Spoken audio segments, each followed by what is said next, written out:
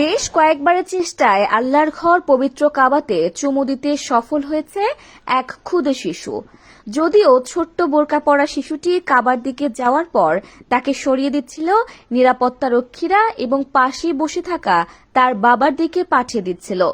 মূলত সে ওমরাহ করতে পবিত্র কাবায় গিয়েছিল। বিশ্বজুড়ে ইবাদত বন্দেগী ও নানা আয়োজনে যখন পবিত্র রমজান পালিত হচ্ছে, এমন সময়ে ভিডিওটি সামাজিক যোগাযোগ মাধ্যমে ভাইরাল হলো।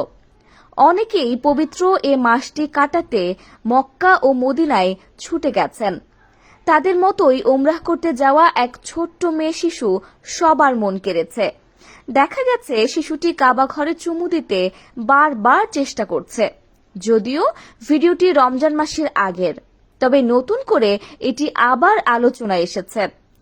প্রথম চেষ্টায় ব্যর্থ হওয়ার পর শিশুটি তার বাবার সঙ্গে কথা বলে, আবারও কাবাতে চুমু দেওয়ার চেষ্টার জন্য বলে। এরপর শিশুটি কাবার দিকে দৌড়ে যায়, কিন্তু আবারও ফিরিয়ে দেওয়া হয়।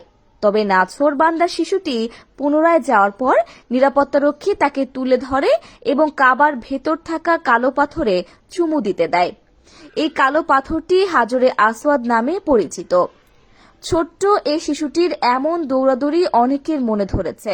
বেশিরভাগ মানুষই তার জন্য শুভকামনা জানিয়েছেন। সাশ্রয়ী খরচ ও সহজে হেলিকপ্টার, এয়ার অ্যাম্বুলেন্স ও প্রাইভেট জেট বিমান ভাড়া দিচ্ছে প্রবাসীর হেলিকপ্টার। যোগাযোগ করুন স্ক্রিনে দেয়া নম্বরে।